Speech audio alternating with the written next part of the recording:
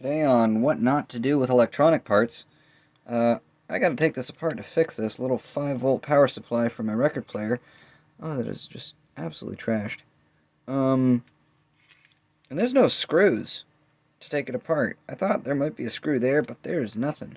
So it's probably all adhesive. Let's see what happens.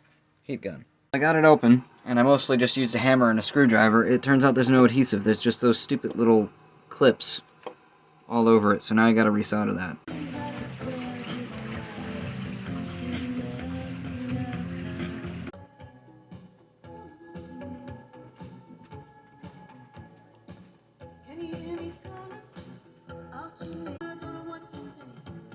I'm not an expert at this.